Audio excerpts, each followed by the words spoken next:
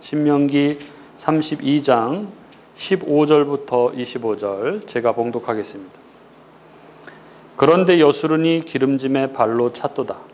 내가 살찌고 비대하고 윤택함에 자기를 지으신 하나님을 버리고 자기를 구원하신 반석을 업신 여겼도다. 그들이 다른 신으로 그의 질투를 일으키며 가증한 것으로 그의 진노를 격발하였도다. 그들은 하나님께 제사하지 아니하고 귀신들에게 하였으니 곧 그들이 알지 못하던 신들, 근래에 들어온 새로운 신들, 너희의 조상들이 두려워하지 아니하던 것들이로다. 너를 낳은 반석을 내가 상관하지 아니하고 너를 내신 하나님을 내가 잊었도다. 그러므로 여호와께서 보시고 미워하셨으니 그 자녀가 그를 경노하게 한 까닭이로다. 그가 말씀하시기를 내가 내 얼굴을 그들에게서 숨겨 그들의 종말이 어떠함을 보리니 그들은 심히 패역한 세대요 진실이 없는 자녀이미로다.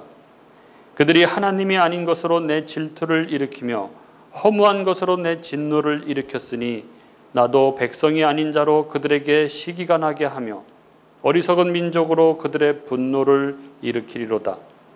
그러므로 내 분노의 불이 일어나서 수월의 깊은 곳까지 불사르며 땅과 그 소산을 삼키며 산들의 터도 불타게 하는도다. 내가 재앙을 그들 위에 쌓으며 내 화살이 닿을 때까지 그들을 쏘리로다. 그들이 주림으로 쇠약하며 불같은 더위와 독한 질병에 삼켜질 것이라. 내가 들짐승의 이와 티끌에 기는 것의 독을 그들에게 보내리로다. 밖으로는 칼에 방 안에서는 놀람에 멸망하리니 젊은 남자도 처녀도 백발노인과 함께 젖먹는 아이까지 그러하리로다. 아멘. 예, 오늘 설교 제목이 여수른이 발로 찼도다 이렇게 정했는데 이번에 설교 제목을 정하면서 굉장히 고민을 많이 했습니다. 처음에 생각했던 것이 황당한 뒤차기 뭐 이렇게 정했다가 두 번째 생각했던 것이 어이가 없네 뭐 이렇게 정했다가 제가 원래 성경 본문을 가지고 제목을 많이 정하기 때문에 여수른이 발로 찼도다. 여수른이 기름짐에 발로 찼도다 이렇게 되어 있는데 너무 길어서 여수른이 발로 찼도다 이렇게 정했습니다. 어이가 없네. 여러분 많이 들어보신 말이죠. 어이가 없네. 그 영화 베테랑에서 가장 유명한 대사 중에 하나, 유아인이 했던 대사 중에 하나죠. 한때 유행처럼 번지면서 많은 분들이 따라하거나 패러디하는 영상들이 유튜브에 많이 올라오고 했었죠. 영화 속에서 이 유아인이 아주 친절하게 설명을 해줘서 어이가 없네 할 때 어이가 뭔지에 대해서 많은 분들이 아실 텐데요. 어이가 없네라는 이 말의 유래는 전해져 오는 얘기에 의하면 이 어처구니가 그 맷돌 손잡이라는 거죠. 맷돌 손잡이. 그래서 맷돌에 뭐 곡식을 넣고 이렇게 맷돌을 갈아야 되는데 돌려야 되는데 손잡이가 없는 거죠. 돌리려고 하다 보니까 그게 이 어이가 없는 거죠. 늘 논란의 중심에 서 있던 인물, 그 화면에 비친 그 예쁜 피사체, 그 너무나 잘생긴 그 얼굴이 자기 안에 있는 그 자아를 아주 잘 표현하는 그런 인물, 배우가 바로 유아인이죠. 그래서 일부는 환호하고 또 일부 사람들은 또 꺼려하고 그런 배우가 유아인인데, 그래서 그에게는 뭐 자의식이 과잉하다 이런 얘기가 있기도 하고, 좋은 의미로는 또 개념 연예인이다 뭐 이런 수식어가 함께 따라다니는데, 이번에는 그 자신이 그가 영화 대사에서 한 어이가 없네 이 말의 주인공이 되고 말았습니다. 10일과 24일 뭐 대마와 프로포폴 양성 반응이 나왔는데요. 더 황당한 거는 이 식약처에서 그 마약류 통합 관리 시스템으로 이게 적발을 해서 경찰에 51명의 이름을 이제 의뢰했는데 거기에 엄홍식이라는 사람을 적발을 해서 경찰에 통보했는데 이 엄홍식이 바로 유아인이었던 거죠. 저는 원래 이 이름, 네이밍에 굉장히 관심이 있는 사람이라서 유아인이라는 이름이 참 어떻게 이름을 저렇게 예쁘게 졌을까. 너무 그 유아인이 생각할수록 너무 이름이 좋은 거예요. 그래서 부모님이 참 어떻게 이름을 저렇게 예쁘게 졌을까 했더니 본명은 엄홍식이었습니다. 저랑 뭐 거의 비슷한 고홍식이나 뭐 엄홍식이나 유아인이 늘 얘기하죠. 자기의 꿈은 자유다. 그래서 완벽한 자유를 흠뻑 느껴보는 삶을 살고 싶다. 뭐 이렇게 했는데 많은 대중들은 글을 보면서 그 아름다운 패션, 뭐 엣지, 뭐 이런 거를 온통 글을 통해서 느껴보려고 하죠.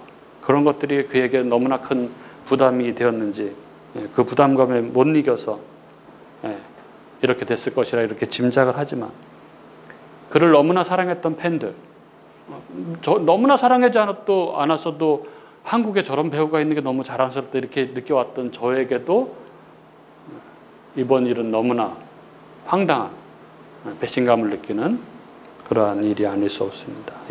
오늘 말씀은 지난주 모세 노래의 연속입니다. 지난주 우리가 잊지 말고 불러야 할 노래에 대해서 함께 나눴죠. 그거를 잠깐 살펴보면 우리가 불러야 할 노래는 하나님의 말씀은 내리는 비요 맺히는 이슬이라는 것이었습니다. 연약한 풀과 채소같이 연약한 존재들인 우리들에게 하나님의 말씀은 우리를 소생시키는 그런 단비라는 것이었습니다.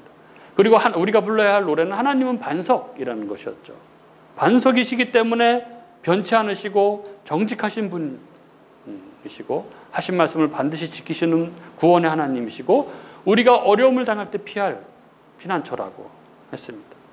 그리고 무엇보다 우리가 불러야 할 노래는 하나님이 바로 우리의 아버지라는 것이었죠. 그가 우리를 지으신 분, 그리고 애굽으로부터 우리를 구원하신 분, 세상 모든 것의 기준이 당신 자녀인 우리인 분, 우리를 향해서 너는 내 거라고 말씀하시는 분, 여호와는 바로 우리의 아버지시다 하는 것이었습니다. 이것이 우리들이 잊지 말고 불러야 할 노래. 그래서 우리가 연약하여 흔들릴 때 혹은 우리가 유혹에 빠져 있을 때 우리가 하나님을 떠나 있을 때 이 노래를 기억함으로 하나님께 돌아오기를 원하셔서 모세를 통해서 지어 부르게 한 노래를 우리가 앞에서 함께 지난주에 나눴습니다. 그리고 계속해서 이어지는 오늘의 노래 말은 이런 하나님의 은혜와 사랑에도 불구하고 정말 어이가 없는, 황당하기 그지없는 이 이스라엘의 배역이 어떠했는지, 그래야 이런 그들을 향한 하나님의 이 경로의 보응이 무엇인지에 대해서 노래하게 합니다. 즉 이 노래는 그처럼 어이없는 이스라엘, 그처럼 황당한 이스라엘이 그들의 배역한 행위로 말미암아 하나님의 이 경로와 심판으로 인한 이 처참한 상황 가운데 있을지라도 이 노래를 부름으로써 다시 하나님의 은혜와 사랑 가운데 나오도록 하는 하나님의 초청인 것이죠. 저는 시골 출신이죠. 그래서 아주 시골이죠. 아주 시골인데 다 농사를 짓는 사람들 사는 시골이죠. 옛날에는 농사를 짓다가 소 뒷발에 차여서 큰 부상을 당한 마을 사람들의 이야기를 뭐 가끔씩 듣곤 했습니다. 이 소들 중에서도 아주 성질이 아주 못된 녀석들이 있습니다. 그 주인에게 뒷발질하는 황당한 소들이 가끔 있었습니다. 오늘 말씀에도 나오는데 15절 오늘 말씀 시작하는 15절 말씀에 나와 있는 이 여수르니 기름짐에 발로 찼도다 할 때 이 발로 찼도다, 이 차다라는 동사, 이 부아트라는 동사가 바로 고집센 짐승이 주인에게 뒷발질하는 모습을 나타내는 것입니다. 낳을 때부터 받아주고 또 걸을 수 있도록 붙잡아주고 여물을 늘 챙겨주고 아플 때에는 주사를 놔주고 돌봐주죠. 자고 쉴 수 있는 외양간을 지어준 것도 주인이고 추운 겨울 이 추울까 봐 볏집으로 벽을 세우고 천막을 쳐주고 바람을 막아준 것도 주인입니다. 그런데 고집세고 못된 소는 이런 주인에게 뒷발질을 하는 것입니다. 이 뒷발질하는 짐승이 오늘 말씀에서는 바로 여수룬이라고 불리는 이스라엘입니다. 예, 오늘 이 말씀은 여수룬이 기름짐에 발로 찼도다 이렇게 시작하고 있는데 여기 여수룬이 기름짐에 발로 찼도다라는 말만큼 어이가 없는 말은 없습니다. 왜냐하면 여수룬이라는 말과 그 발로 찼도다라는 말은 서로 조합이 안 되는 말이기 때문에 그렇습니다. 여기 이스라엘을 지칭하는 여수룬이라는 말은 고든, 정직한이라는 뜻의 이 야샤르라는 형용사에서 파생한 단어로서 이 야샤르는 의인, 정직한이라는 이런 의미입니다. 즉 여수룬이라는 이 말은 바르게 가는 자, 정직하고 의롭게 행하는 자와 같은 기본 의미를 가지고 있는 말인 것이죠. 그렇게 하나님이 이스라엘을 향해서 여수룬이라고 이렇게 부르는 것에는 하나님의 그 애정과 친밀함 그리고 그 기대와 소망 이런 것들이 듬뿍 담겨 있는 표현입니다. 흔히 어머니들이 자기 자식들을 뭐 내 새끼 뭐 이렇게 라고 하지 않습니까? 너무 사랑스럽고 예쁘고 그러니까 엉덩이를 두드리면서 아이고 예쁜 내 새끼 그러죠. 예를 들자면 여수룬이 그런 것입니다. 하나님께서 이스라엘 백성을 보실 때 너무나 사랑스럽고 귀엽고 예쁘고 그런 것이죠. 하나님께서 창조하신 사람들, 그 중에서도 하나님께서 직접 택하신 당신 백성들을 보면서 하나님의 마음이 이런 것입니다. 이렇게 사랑스러운 마음을 담아서 이스라엘을 부를 때 쓰는 말이 여수룬입니다. 예, 하나님의 백성, 하나님의 자녀로서 예쁘고 사랑스러운, 그래서 바르고 정직하고 의롭게 행하는 그런 자라는 의미가 바로 여수룬인 것이죠. 그런데 오늘 15절은 이렇게 말씀하죠. 그런데 여수룬이 기름짐에 발로 찼도다. 예, 사랑스럽고 어여쁜 하나님의 백성, 바르고 정직하고 의로운 하나님의 백성 여수룬, 그 여수룬이 성질 고약한 소처럼 자기 주인인 자기 아버지이신 하나님을 발로 찼다 이렇게 적고 있는 것이죠. 이게 얼마나 어이없는 일입니까? 이게 얼마나 황당한 일입니까? 이 여수룬, 이 이스라엘이 하나님을 뒷발로 걷어찼습니다. 15절 16절 말씀 왜 그렇게 했을까요? 15절 16절 말씀 안에 그 답이 있죠. 15절 16절은 이렇게 적고 있죠. 내가 살찌고 비대하고 윤택함에 자기를 지으신 하나님을 버리고 자기를 구원하신 반석을 업신여겼도다. 그들이 다른 신으로 그의 질투를 일으키며 가증한 것으로 그의 진노를 격발하였도다.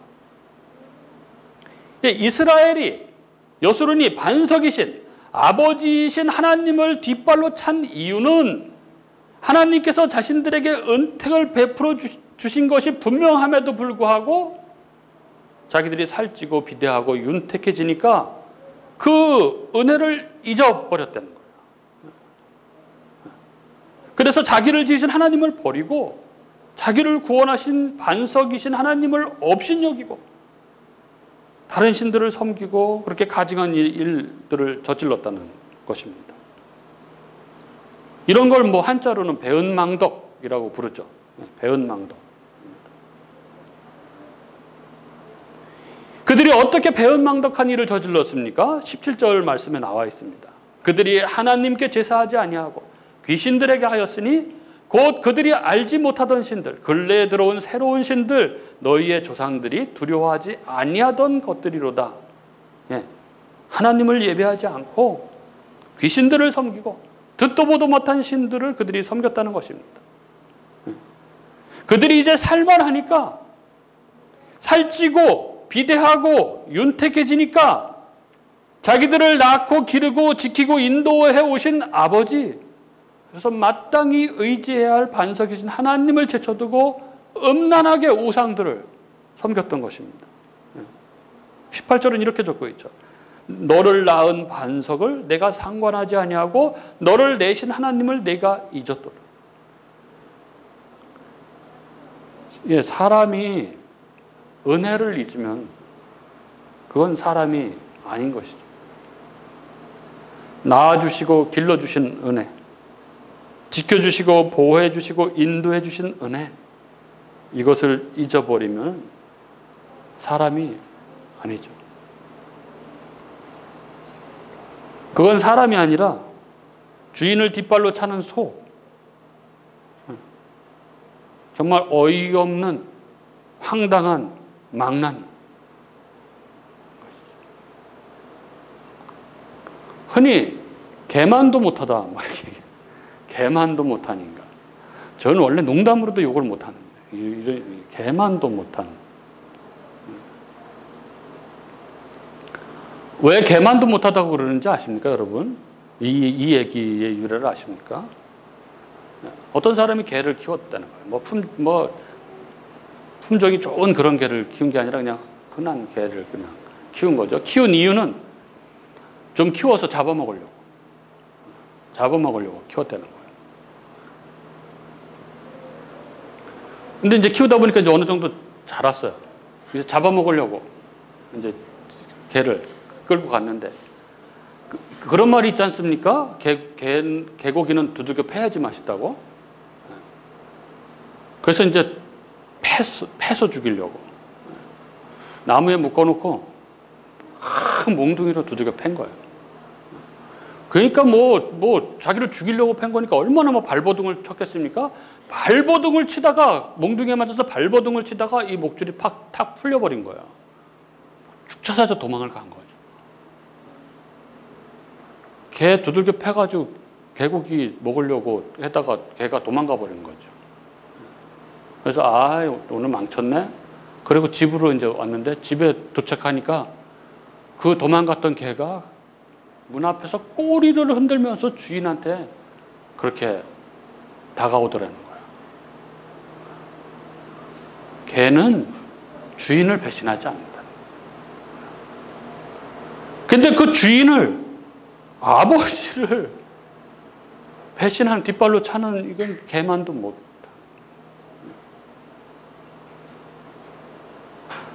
그리고 오늘 모세의 노래는 이들을 향한 하나님의 보응이 무엇인지에 대해서 노래합니다.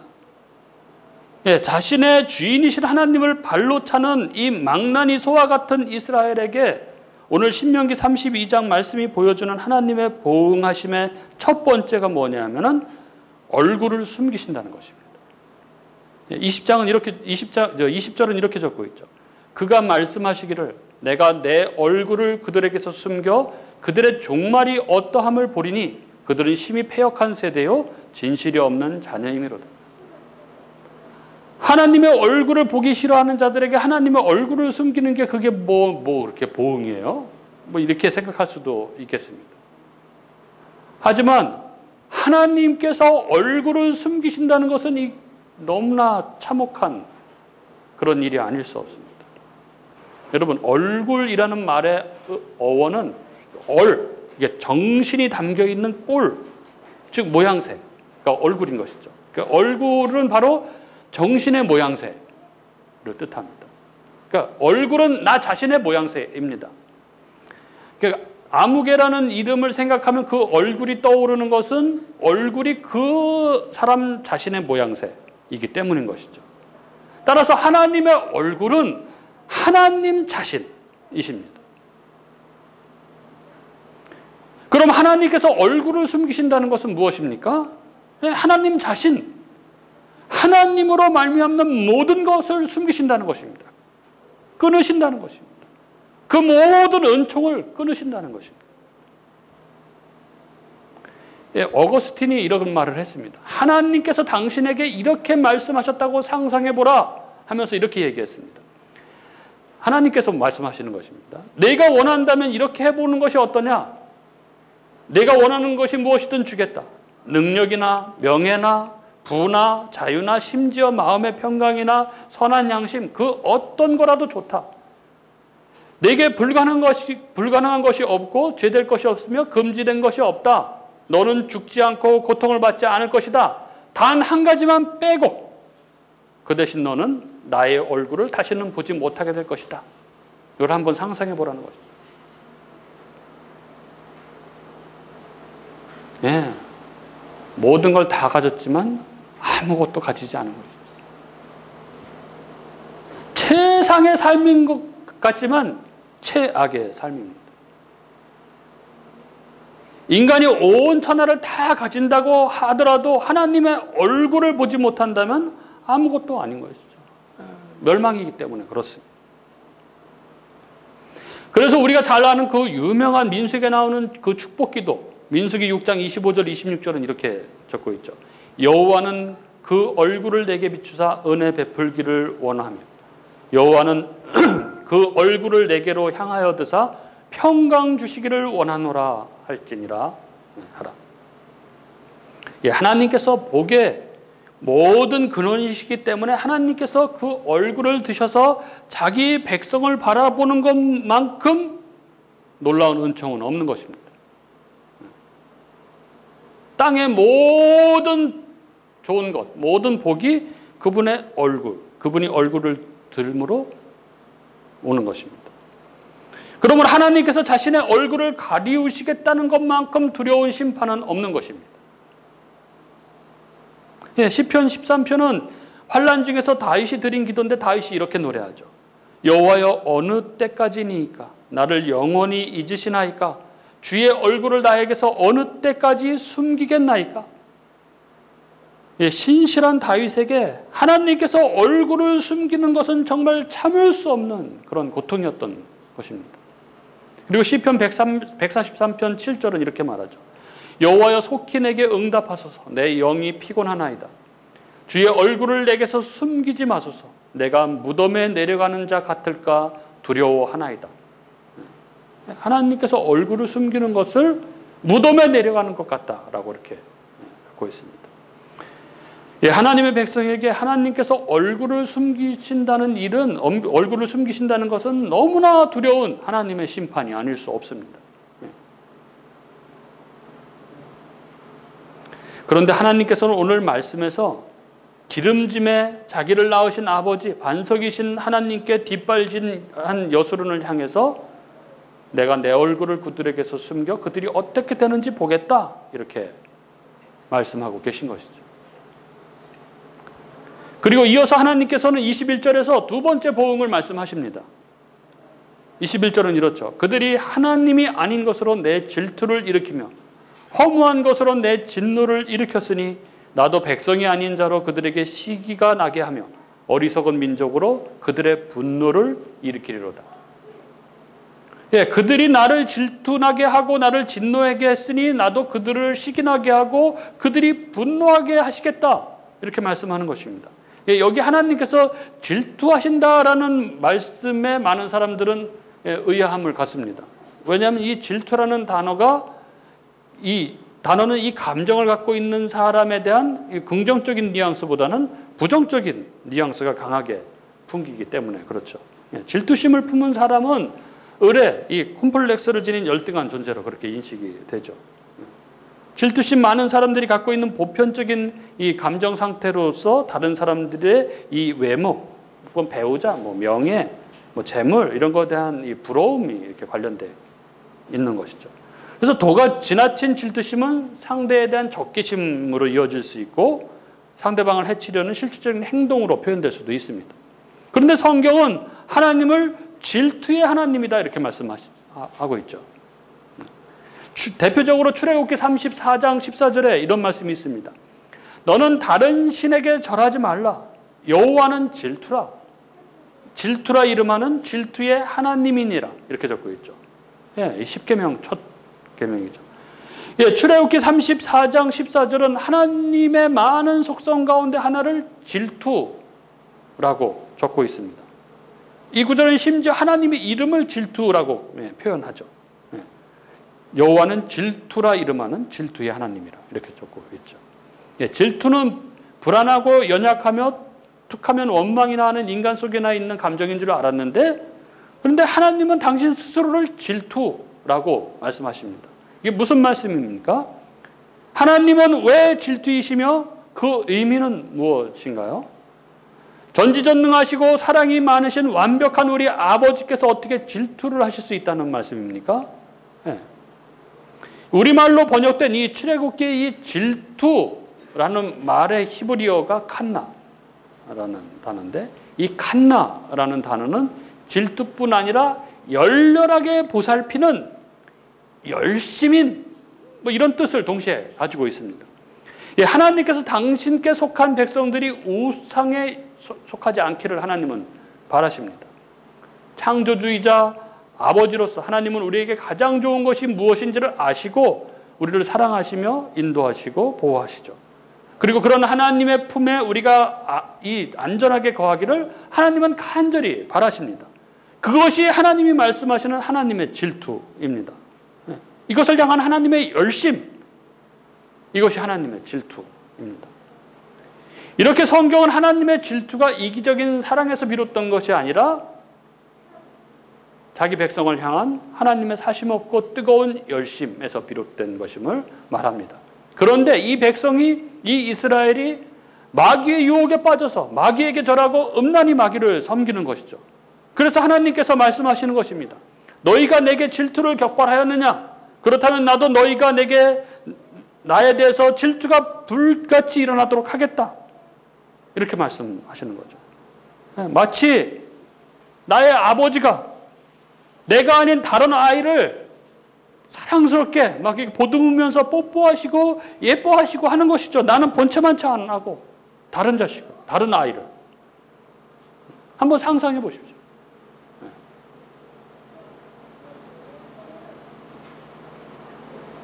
그러므로 하나님 백성에게 이런 일이 일어나는 것 자체가 너무나 참혹한 심판이고 파멸이죠. 한마디로 널 버리겠다. 차라리 다른 아이를 자식 삼겠다 하는 말과 같은 것이죠. 그리고 마지막으로 22절 이하의 말씀에서 하나님께서는 분노의 불로 직접 여술은 이스라엘을 치실 것을 말씀하십니다. 23절부터 25절 이렇습니다. 내가 재앙을 그들 위에 쌓으며 내 화살이 닿을 때까지 그들을 쏘리로다. 그들이 주림으로 쇠약하며 불같은 더위와 독한 질병에 삼켜질 것이라. 내가 들짐승의 이와 티끌에 기는 것의 독을 그들에게 보내리로다. 밖으로는 칼에, 방 안에서는 놀람에 멸망하리니 젊은 남자도 처녀도 백발노인과 함께 젖먹는 아이까지 그러하리로다. 내가 재앙을 그들 위에 쏟아놓을 것이다. 내가 내 화살이 닿을 때까지 그들을 쏘겠다. 내가 그들을 줄이게 하고 그들에게 질병을 주고 그들에게 독을 보낼 것이다. 하나님께서 배역한 당신 백성들을 치시는 이 내용은 너무나 참혹합니다. 오늘 말씀에서 읽진 않았지만 바로 뒤에 26절에 보면 하나님께서 독백하시는 장면이 나옵니다. 내가 그들을 흩어서 사람들 사이에서 그들에 대한 기억이 끊어지게 하겠다.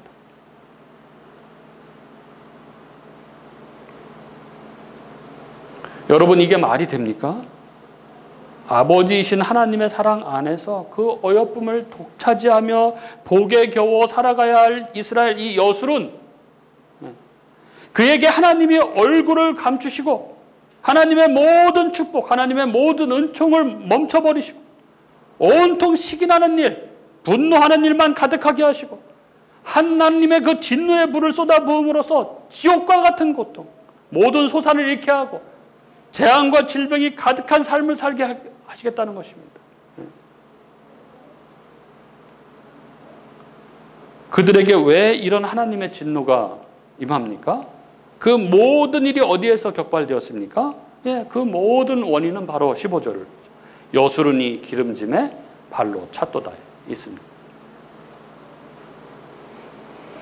사랑스럽고 어여쁜 하나님의 자녀, 그래서 바르고 정직하고 의로워야 할 여술은, 하지만 이들이 기름짐에 살찌고 비대하고 윤택해지자 하나님을 잊어버리고 귀신들을 섬기고 우상들을 섬기며 바르지 못하고 정직하지 못하고 의롭지 못하고 감히 하나님을 향해서 뒤차기를 한 것에 그 원인이 있습니다.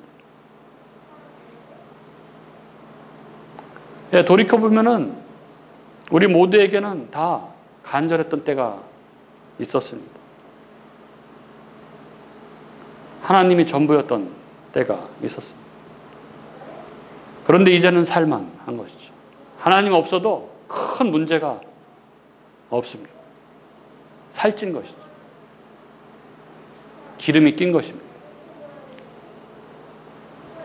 그리고 이때가 중요한 것이죠. 기름이 꼈을 때, 살만하게 되었을 때, 이때 이 모든 것이 무엇으로 말미암았는지를 잊어버리면, 기억하지 못하면 이 모든 것이 구원의 반석이시오, 창조주시오, 아버지이신 하나님으로 말미암았다는 것을 기억하지 못하면 소가 주인에게 뒷발질 하듯이 그렇게 어이없는 그런 황당한 삶을 살아가게 된다는 것입니다. 그리고 그런 삶을 살아가는 자에게, 그 배은망덕한 자에게 하나님은 당신의 모든 은총을 거두어 가시고 그의 삶에 시기 나는 일만 가득하게 하고 분한 일만 가득하게 하고, 그리고 하나님의 진노를 쏟아 부으셔서 지옥 같은 고통, 모든 소산을 다 잃게 하고 질병과 재앙이 가득한 삶이 되게 할 것이다. 이것이 모세를 통해서 이스라엘이 부르도록 한 노래의 내용입니다. 이것이 이스라엘이 계속해서 불러야 할, 이스라엘이 진정 잊지 말아야 할 내용인 것이죠. 오늘 모세를 통해서 우리에게 들려주시고 있는, 우리가 불러야 할 이 노래가 우리 마음속 깊이, 우리 심령에 새겨져서 우리가 지금은 그렇게 급박한 상황이 아니고 이제는 조금 여유로워졌을 때, 우리가 기름져졌을 때 우리가 혹여 하나님을 뒷발질하지 않는